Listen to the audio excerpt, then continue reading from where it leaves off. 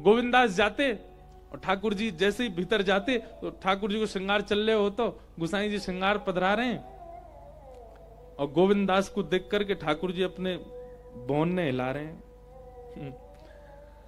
गोविंदास कह रहे जय जय श्रृंगार करा लो राजी राजी। बोले मेरो खेलवे को मन है छिपन छिपाई खेलेंगे चल। और राजभोग के बाद जब सब अपने अपने कार्य में व्यस्त है गए, कोई शयन में चलोगे और कोई कहीं, ठाकुर जी चले जाते गोविंदास जी के साथ खेलवे के काजे, मंदिर से निकस के बाहर आ जाते। ये व्रत तुड़वावे की सामर्थ्य गोविंद दास में है, हम में नहीं।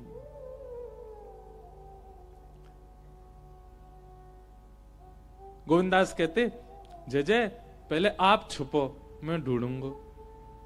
ठाकुर जी बोले हम मैं जा रहा हूं ढूंढ लियो। गोविंदास आंख बंद करके 1 2 3 4 गिनती गिनने और ठाकुर जी दौड़ रहे हैं। ठाकुर जी ढूंढ रहे हैं ऐसी जगह कि मैं छुप जाऊं गोविंदा को मिलूं नहीं। ठाकुर जी जाकर के एक वृक्ष के सघन वृक्ष हो सघन वन हो वह वृक्ष के ऊपर जाकर के वह टहनी पे जाके बैठ गए। बोले यहां नहीं आवे को। अब देखो जिस तत्परता से छुपने वाला ढूंढने वाले को देखता है वो तत्परता से ठाकुर जी हमको देख लें, कितनी बड़ी योग्यता। ठाकुर जी बार बार देख रहे हैं गोविंदा आ तो नहीं रहो, गोविंदा मुंह को देख तो नहीं लेगो। लेकिन गोविंदास कहें जय जय हो तो त्रिभुवन नायक पर बड़े भोरे हो। कैसे भोरे? पामन में कुमकुम लग रहा है, दौड़े दौड़े ठाकुर जी जहां गए वहीं पद चिन्हने लग गए। कल एक बहुत अच्छी बात पता चली। कहा शीतकाल में ठाकुर जी मोजा पहने। ठाकुर जी को बहुत अच्छा लगा शीतकाल। क्यों?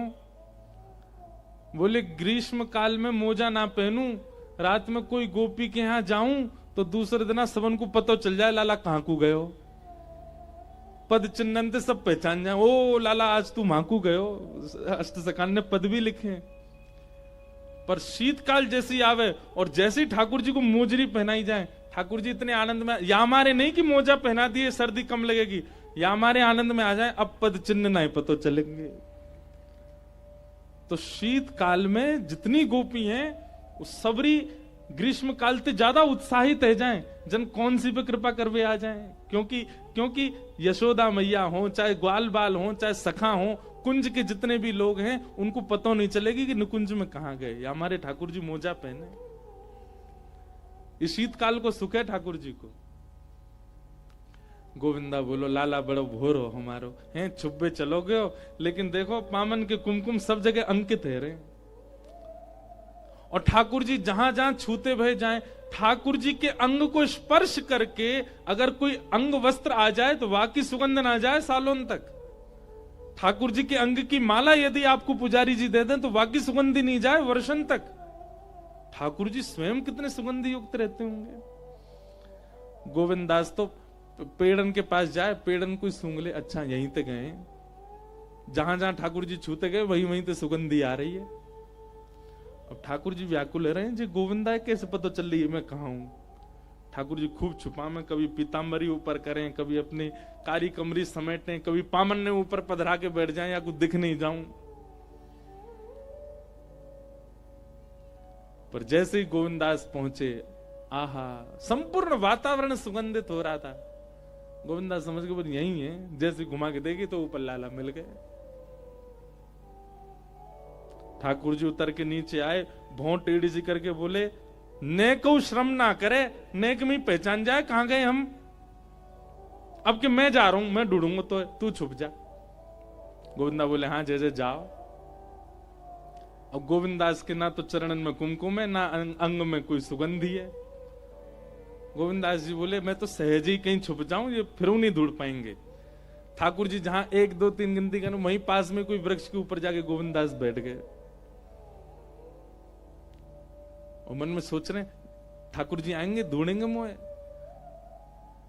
10 तक गिनती करने के बाद ठाकुर जी ने अपनी नजर खोली, आसपास घूम के देखे, नेक दूर गए और नेक दूर जाकर के देखी तो गोविंदास मिल नहीं रहे हो। ठाकुर जी बोले अब इतना श्रम कौन करे, इतनी मेहनत कौन करे, या गोविंदा आज मैं मजो चकाऊं। ठाकुर जी भाज के गए और मंदिर में जाके पलंग पे पौड़ गए, सो गए भीतर, ढूंढ तो रहे। अब यहां गोविंद दास कभी अपने पाम लटका लें, बोले कैसे दिख तो जाऊं इनको मैं कि ढूंढ ले मुझे, इतनी देर है गई अभी तक ढूंढ ही नहीं पा रहे। कभी अपना पटका नीचे कर दे, बेचारे उतर के नीचे ही आ गए, अब तो दिख जाऊंगा इन्हें। सघन वन छोड़ के सामान्य वन में आ गए, सामान्य वन छोड़ के रास्ता में आके ठाड़े आ गए, अब तो ढूंढ लो ठाकुर जी। पर ठाकुर जी तो है ही ना है। इतने में मंदिर के उत्थापन हो गए 4 साढ़े 4 बजे। उत्थापन को जैसे ही हल्ला भयो, वैष्णवों श्री जी बाबा के दर्शन, जैसे हल्ला मचा में सबन को आवाहन करें, निमंत्रित करें कि ठाकुर जी के दर्शन खुल गए। घंटा घड़ियाल बजन लगे, ठाकुर जी को उत्थापन के दर्शन जैसे खुले, गोविंदास बोले हम बावड़े हैं यहाँ हम डोल रहे हैं, सब जगह ढूंढ रहे हैं कि लाला हमें ढूंढ ले, ये तो अंदर आरती है रही मंदिर में। दौड़ करके गए तो देखी महाराज भीतर ठाकुर जी आनंद से विराज रहे हैं, सामने सन्मुख फलन को भोग धरो, वैष्णव सब दर्शन कर रहे हैं। गोविंदास कह रहे हैं कबू तो निकसे को बाहर, दावले आयो भाज गमार। ऐसी ऐसी बातें हमारे अष्ट सखान की। ठाकुर जी डरने लगे। गुसाई जी बोले जे कहा भयो, बोले गोविंदा मुंह डांट रो भारते, या गोविंदा भगावे आते, ये मुंह को मारे को क्यों? फिर गोविंदास से जाके पूछो ऐसे क्यों करो ठाकुर जी? बोले अपने लाला है ना, समझाओगे? हमारे संग एक तो खेल खेले, खेल में हमें व्यस्त छोड़े, आप खुद भाज के मंदिर में आएगो। गुसाई जी कभी कभी गोविंदास आदि इन सब सखाओं की इन लीलाओं को देख करके एकांत में बहुत रुदन करते हैं, और रुदन करके प्रेमाश्रु से अपने हृदय से ठाकुर जी को स्मरण करके कहते हैं जय जय। आप कैसे प्रेमी, आप कैसे अनुरागी, आप त्रिभुवन नायक हैं, त्रिलोकी आपके श्री चरणन में नतमस्तक रे, पर इन सहज सखान की इन सहज सी बातन पे आप ऐसे सहज रह जाओ। हमारे लिए क्यों नहीं तोड़ते ठाकुर जी अपना व्रत? हम बने नहीं हैं भैया। करवा चौथ के दिन पत्नी व्रत करे, वादना पति ज्यादा चिंतित रहे पूरे दिन, पत्नी इतनी चिंतित ना रहे, पति ज्यादा चिंतित रहे। या को व्रत है, कब चंद्रमा, हे चंद्रमा जल्दी निकसिया, जल्दी या को जल वाल पिलाए के या को व्रत तोड़वाऊं मैं। क्यों? प्रेम है ना, तो चिंता होती है पति को। अहोई अष्टमी के दिन माताएं व्रत रखती हैं तो बालकों को चिंता होती है, हमारी मैया ने कछु पायो नहीं, हे तारा जल्दी न करे आओ, मैया देख ले तो हम कछु पवा दें उन्हें। ऐसी चिंता हमको ठाकुर जी के लिए कभी क्यों नहीं होती? ठाकुर जी आज भी व्रत में ही खड़े हैं कि कोई प्रेमी आवे, कोई स्नेही आवे, कोई ऐसो आवे जाके ली मैं अपनो व्रत तोड़ूं। ठाकुर जी कह रहे हैं मेरो मन हेरो कि मैं भी अपनी भुजा नीचे करूं, मेरो मन हेरो कि मैं भी अपने मंदिर से निकस के तो को हृदय से लगाऊं, मेरो मन हेरो कि मैं भी पढ़ूं, मैं भी तुम्हारी तरह हाथ पांव सीधे करके आनंद करूं, पर मेरो व्रत चल रहे हो है, जब तक ऐसा प्रेमी नहीं आवेगो तब तक कैसे करूं? ये चिंता हमारे चित्त में क्यों नहीं आ रही है कि उनको व्रत हमारे काजे टूटे, वो पूर्ण हो। ठाकुर जी व्रत में। श्रीमद वल्लभाचार्य जी महाराज आए, ठाकुर जी को अन्नकूट कियो, ठाकुर जी को अन्न पवायो, और तब से श्री जी बाबा जब जब प्रसन्न हो में कोई मनोरथी से सो अन्नकूट पामे, 56 भोग पामे, और जब जब 56 भोग लगे तब तब ठाकुर जी श्रीमद वल्लभाचार्य जी को याद करें, स्मरण करें, आनंदित है जाएं। या हमारे श्रीनाथ जी में, हमारे गिरिराज जी में 56 भोग लगाए हो जाए ठाकुर जी को। वहां के पीछे कारण यही है कि श्रीमद वल्लभ जी ने ठाकुर जी को 56 भोग पधराए। ऐसे श्री जी बाबा वर्षन तक फिर गिरिराज जी में विराजे। गुसाई जी ने आपकी सेवा प्रणाली को अद्भुत बनायो। राग, भोग और श्रृंगार, राग, भोग और श्रृंगार, इन तीन में से एक में तो आपको निपुण होना ही चाहिए। या तो राग में निपुण बनो, गायन करो ठाकुर जी के आगे। गायन ना है सके, देखो राग सेवा ठाकुर जी प्रदान करेंगे, भोग और श्रृंगार सेवा ये गुरु प्रदान करेंगे। यदि गुरु श्रेष्ठ जीवन में होंगे तो भोग और श्रृंगार की सेवा आपके पास आ जाएगी। राग की सेवा तो जाके पास है, वो बहुत बड़भागी मानियो अपने आप को, क्योंकि राग की सेवा ठाकुर जी दे। ठाकुर जी की बिना कृपा के राग नहीं आवे को, स्वर नहीं आवे को कंठ में। पर यदि राग नहीं है, स्वर नहीं है, तो फिर गुरु की सन्निधि में जाओ, गुरु आश्रित है जाओ, गुरु कृपा करके भोग और श्रृंगार सिखाएंगे। ठाकुर जी को भोग कैसे हो और श्रृंगार कैसे हो, ये तीन सेवा प्रारंभ करी हमारे श्री गुसाई जी ने, श्री विठलनाथ जी ने, वल्लभाचार्य जी के द्वितीय पुत्र ने। और तब से ये क्रम प्रारंभ है तो बढ़ तो चलो गए हो। फिर एक तरफ से तो मुगल ने आक्रमण कर दियो, सब मंदिरन को तोड़न लगे, वाह के कारण भी ठाकुर जी यहां पधारे। और दूसरो अजब कुमारी ठाकुर जी को बुलाए के गई। और तीसरो कारण, मीराबाई का जब ब्याह हुआ तो कुंवर भोजराज ने ब्याह ही इसी शर्त पे किया था कि भक्त के चरण मेवाड़ में पड़ेंगे तो एक दिन भगवान भी पधारेंगे।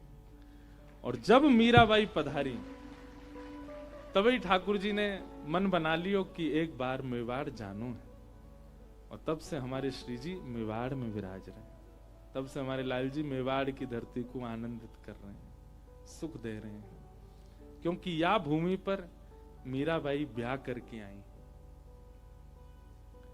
ऐसी ये श्री जी बाबा की भूमि, या को हम बारंबार प्रणाम करें, वंदन करें, ऐसे ठाकुर जी को प्रणाम करें। सच्चिदानंद रूपाय विश्वोत्पत्त्यादि हेतवे तापत्रय विनाशाय श्री कृष्णाय वयम् नमः। श्रीमद् वल्लभाचार्य जी महाराज ने श्रीमद् भागवत के भक्त वृत्त के द्वारा गाई गई जो स्तुति, वृत्रासुर के द्वारा गाई गई जो स्तुति है, उन 4 श्लोकों को ही पुष्टि मार्ग का धर्म अर्थ काम मोक्ष बताया। तो हम कथा में उन 4 श्लोकों को भी रखेंगे जो भक्त वृत्त ने गाए, वृत्रासुर ने गाए। शाम को तो उत्सव होएगो, पर सुबह उत्सव करनो कैसे चाहिए ये सिखाया जाएगा।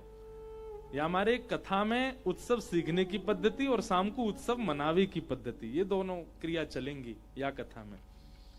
तो धर्म, अर्थ, काम और मोक्ष, ये चतुर्विध पुरुषार्थ हैं। इन चारों की पूर्णता के बाद पंचम पुरुषार्थ जीवन में आवे, वाको नाम है प्रेम। इन चारों पुरुषार्थन की प्राप्ति कैसे हो? भक्ति भाव से। वो श्रीमद् वल्लभाचार्य जी ने श्रीमद् भागवत में वृत्रासुर की स्तुति को कहा है। महाप्रभु श्री वल्लभाचार्य जी कहते हैं कि धर्म क्या है वैष्णव का, ध्यान से सुनिए सब लोग।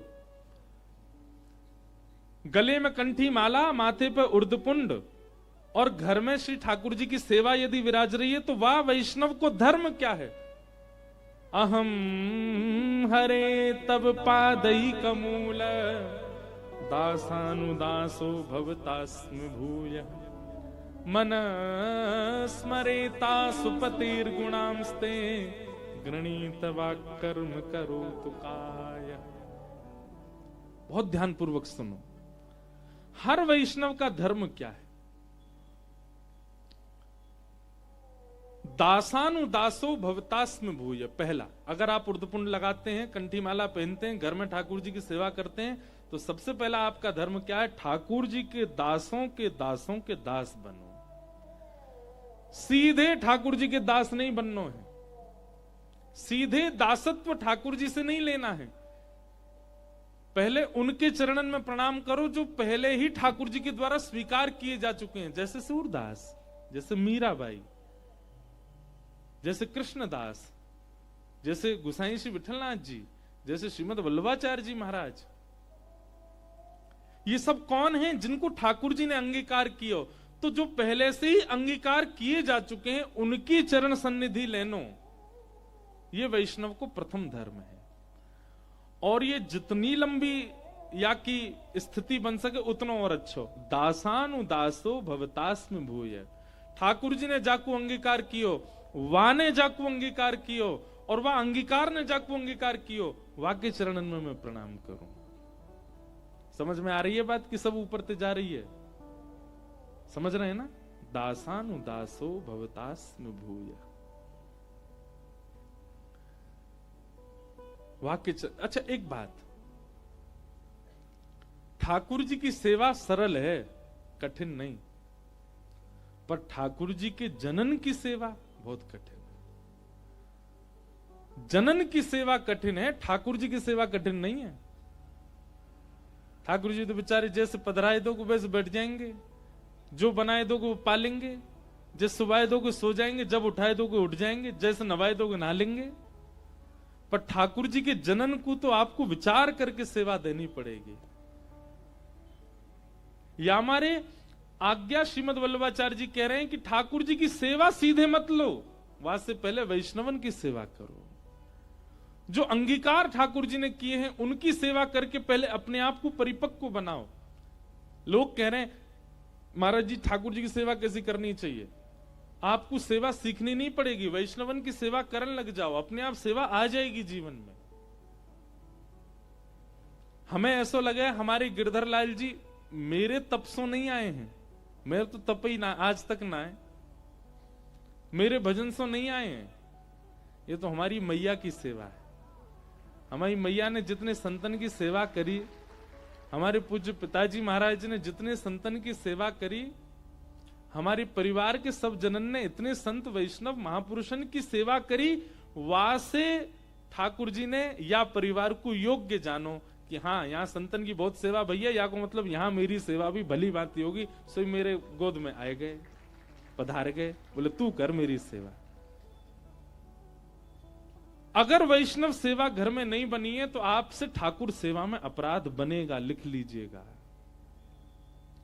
ठाकुर सेवा में अपराध ना बने, वाक्य के लिए पहले वैष्णव सेवा करो, संत जनन की सेवा करो, रसिकन की सेवा करो। रसिकन की सेवा सो ही ठाकुर जी प्रसन्न होंगे।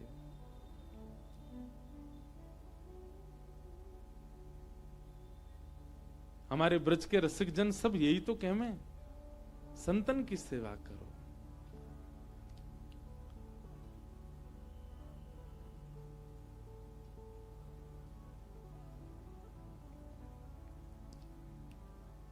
हाँ, एक वो पंक्ति हमारे ब्रज में भाव में गायो जाए कि, और वही भाव से एक भाव बनायो भी हमारे गिरधर लाल जी ने।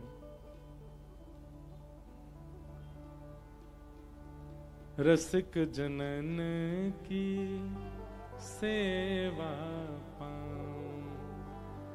रसिक जनन की सेवा पाऊं, कुंज बिहारी से नैन लड़ाऊं, कुंज बिहारी संग नैन लगाऊं। रसिकन की सेवा कहाँ है?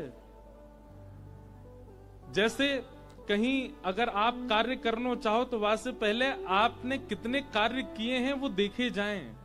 आप निपुण हो कि नहीं, आपकी निपुणता देख के ही आपको कार्य में रखो जाएगा। यदि पहले कहीं आपने कार्य नहीं किया और सीधे कहीं चले जाओगे तो आपको सेवा में लेवे में संकोच होएगा। आप हमारे पास आए, बोले महाराज जी लाल जी की सेवा में कोई सेवा दो, रसोई की सेवा दे दो, तो हम हमारा पहला प्रश्न कहा होगा, पहले कहीं सेवा करी है? आप कहोगे नहीं करी तो नहीं है। तो हम क्या कहेंगे, भैया सीधे अपनो लाला ही दे दें आपको, जरो भुजो कछु भी पवाए दो वाकू, पहले कहीं और जाके सेवा करके आओ और वहां सेवा में निपुण हो, तब लाल जी की सेवा प्राप्त होएगी। ठाकुर जी की सेवा ये तो बहुत बाद को विषय है। आप पहले ही जाके नाथ द्वारा वृंदावन से ठाकुर जी की सेवा मत पधराए करो। पहले तो रसिकन की सेवा करो, संत जनन की सेवा करो, वैष्णवन की इतनी सेवा करो कि वह सेवा से प्रसन्न है कि आपके हृदय के ठाकुर बार बार आपको दिखने लगे, बार बार आपके चित्त में आने लगे, बार बार आपसे कहने लगे तू मेरी सेवा कर, मुझको तो से सेवा करवानी है। ऐसी भावना आपके चित्त में, आपके स्वप्न में प्रकट हो, तब सेवा पधराओ। रसिकन की सेवा करी नहीं, वैष्णव संतन की सेवा करी नहीं, सीधे ठाकुर जी की सेवा करेंगे, अपराध बनेगा। और अपराध फिर ठाकुर जी बोध कैसे कराएंगे? काउ दिना ठाकुर जी कोई और के माथे चले जाएंगे, आपको छोड़ के कोई और सो सेवा करावेंगे। जब तक आप हो तब तक ठाकुर जी आपके ही रहे, वाके काजे। वैष्णवन की सेवा करो, संत जनन की सेवा करो, उनकी सेवा से ही ठाकुर जी अखंड रहेंगे, फिर आपके पास कहीं नहीं जाएंगे, आपको छोड़ के नहीं जाएंगे। तो दासानुदासो भवतास्म भूय, श्रीमद वल्लभाचार्य जी कह रहे हैं वैष्णव का धर्म क्या है? पहले दास बने। कौन को? वैष्णवन को, संत जनन को, रसिक जनन को पहले दास बने, उनको दासत्व स्वीकार करें। हमारे अष्ट सखा कहते हैं गिरिधर जब अपनों करी जाने, ताको मन भगतन की सेवा, संत चरण रज सदा लुभाने, संतन सोमति संतन सो गति, हरिजन संगे हरि उर आने। हरि जनन के संग ही हरि चित्त में आवेंगे, बिना हरि जनन के ठाकुर जी नहीं आवेंगे। हरिजन नहीं आए तो हरि नहीं आवेंगे, इसलिए हरिजन के संग आएंगे। तो धर्म क्या है? दासानुदासो भवतास्म भूय, मनस्मरेता सुपतेर्गुणांस्ते। मन स्मरण करे किनका? ठाकुर जी के रूप का, और मुख गुणगान करे। कानों से केवल ठाकुर जी की कथा सुनने की इच्छा प्रकट हो, ये प्रथम धर्म होना चाहिए वैष्णव का। संत सेवा करे, वाणी से कीर्तन करे, कानों से श्रवण करे, नेत्रों से दर्शन करे, तन से रसिकों की सेवा करे। या धर्म में जब निपुण होगे तभी ठाकुर जी आपको स्वीकार करेंगे। इनकी सेवा नहीं करी, सीधे ठाकुर सेवा में चले गए तो अपराध बनेगा। पहले सबकी सेवा करो। धर्म अर्थ बताते हुए क्या कह रहे हैं? वैष्णव का अर्थ क्या है? तब दूसरा श्लोक वृत्रासुर का।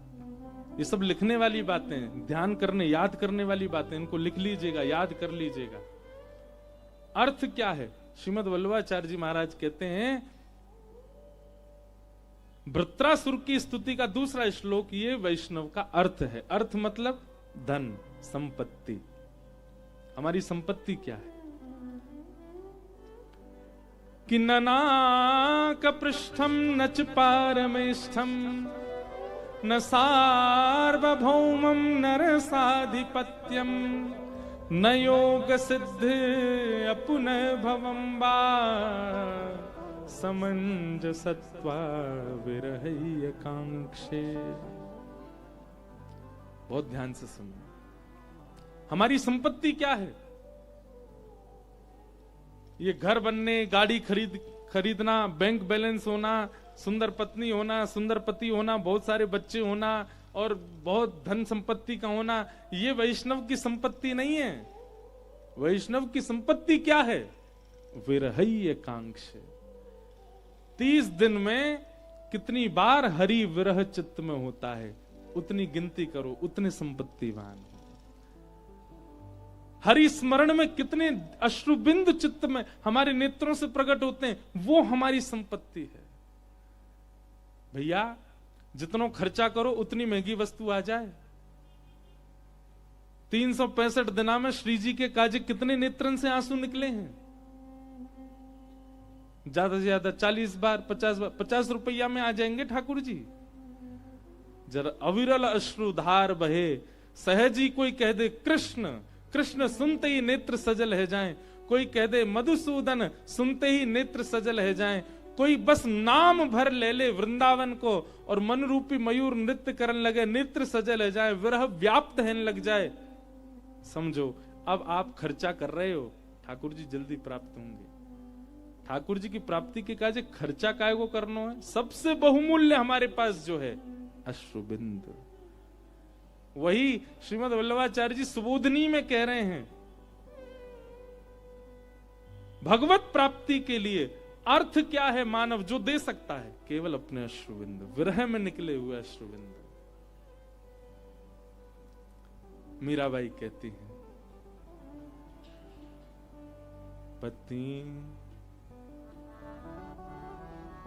पतियां मैं कैसे लिखूं, लिखी ही न जाए, पतियां मैं कैसे लिखूं, लिखी ही न जाए। किसी संत ने मीराबाई से कही, मीरा तू वृंदावन चली जाना। मीराबाई कहती जब तक वृंदावन स्वयं नहीं बुलाएगा तब तक नहीं जाऊंगी। वृंदावन स्वयं बुलावे मतलब हर स्थिति आपकी ऐसी बन जाए कि अब वृंदावन जावे तो कोई रोक ही नहीं सके, आपको जानो ही पड़ेगा। समझो वृंदावन बुला रहे हो। और तीन भाव हमने कथाओं में बताए हैं। पहलो भाव, स्वप्न में यमुना जी को, सघन कुंज को, वृंदावन को, कोई को भी अगर दर्शन है जाए तो प्रथम संकेत है कि वृंदावन बुला रहे है। दूसरा संकेत, आपके नगर में कोई ब्रजवासी आ जाए तो समझ जाओ वृंदावन बुला रहे है। और तीसरा संकेत, इन दो संकेतन के बाद व्रज से कोई प्रसाद लेके आ जाए। ये तीन संकेत जादना पूरे हो जाएं, वादना हम आपको हाथ जोड़ के विनती कर रहे हैं, 1 करोड़ को मुनाफो यदि कोई काम में है रो तो बात छोड़ के भाग जाइयो, वृंदावन बुला रहे है आपको। मीराबाई कह रही हैं जब तक वृंदावन नहीं बुलाएगा तब तक नहीं जाऊंगी। संत बोले तो फिर ऐसे विरह में रहेगी? बोले कहा करूं, बहुत विरह होता है चित्त में, बहुत याद आती है श्याम सुंदर, क्या करें? तो फिर संत ने एक युक्ति बताई, मीरा तू एक काम करे कर। बोले कहा, इतने संत आते मेवाड़, मेवाड़ क्यों आते थे पता है लोग? केवल मीराबाई को देखने। मीराबाई ने ही ठाकुर जी से कही, बोले भगवान ये मेवाड़ की प्रसिद्धि मेरे काज का कुएती जा रही है, मुकु या से बड़ो श्रम है रो है, ऐसो कछु करो कि मेरो श्रम निवृत्त हो। तब ठाकुर जी पधारे तो मेवाड़ की प्रसिद्धि श्रीनाथ जी बन गए। नहीं तो मेवाड़ लोग मीराबाई को देखते आते, वैष्णवन की तो यहाँ आगमन की केवल एक ही स्थिति, मीराबाई को देखते सब। तो मीराबाई से कोई संत ने कही, बोले मीरा तू एक काम करे कर। बोले कहा, इतने यहाँ रसिक आमे, निश्चित ही व्रत से कोई ना कोई आतो होगो, तू पत्र लिख कर के वाके हाथों वृंदावन भिजवा देकर। तब मीराबाई ये पद गाती, पतियां मैं कैसे लिखूं, लिखी ही न जाए, पतियां मैं कैसे लिखूं, लिखी ही न जाए। क्यों नहीं लिखी जाती? कलम धरत मेरो कर कांपत है, कलम धरत मेरो कर कांपत है, कलम धरत मेरो कर कांपत है, कलम धरत मेरो कर कांपत। और जैसे तैसे अगर अपना हाथ पकड़ के मैं कछु लिख भी दूं तो भी जितनो लिखो सब मिट जाए। बोले क्यों? नैन रहे हैं बहाए, नैन रहे हैं बहाए, पतियां मैं कैसे लिखूं, लिखी ही न जाए, पतियां मैं कैसे लिखूं, लिखी ही न जाए। अरे साधु, आप आज्ञा तो कर गए हैं कि तू पत्र लिखा कर, पर कैसे? कलम धरत मेरो कर कांपत है, ये मीराबाई खर्चा कर रही हैं ठाकुर जी को पाने के लिए। ये विरह ही खर्चा है। जितना विरह में खर्चा होगा उतनी जल्दी ठाकुर जी प्राप्त होंगे। इसलिए जिनके चित्त में भी विरह कभी कभी प्रकट हो जाता है, उन सब से मेरी प्रार्थना है, एकांत में चले जाया करो। उसी समय विरह प्रकट होते ही एकांत में जाया करो, सबके सामने नहीं। बहुमूल्य वस्तु, हीरा लो, बहुमूल्य वस्तु कुछ भी लो, सबको दिखा के ढिंडोरा पीट के अखबार में निकलवा के लेते हो क्या? कल ज्वेलर्स पे जाके मैं हीरा लेने वाला हूं, नहीं। एकांत में चुपचाप जाके ले लिया जाता है। इसलिए जब भी कृष्ण विरह में नेत्र सजल होते हो, एकांत में चले जाओ, सबके सामने। सबके सामने तो यूं दिखाओ तुम पर रोनो आवे ही नहीं है। एकांत में जाओ और उस समय ये व्यय करो जैसे मीराबाई कर रही है। ये विरह, यही व्यय है। श्रीमद वल्लभाचार्य जी कह रहे हैं, मनोर विंदाक्ष द्रदिक्षते त्वाम। ये श्लोक 2-3 बार है, तो कहीं पर इस प्रकार का भाव है, पर एक जगह यह, यहां वृत्रासुर की स्तुति में यही भाव है, विरहय कांक्षे समंजसत्वा विरहय कांक्षे। हमें विरह हो। पतियां में कैसे लिखूं, लिखी ही न जाए रे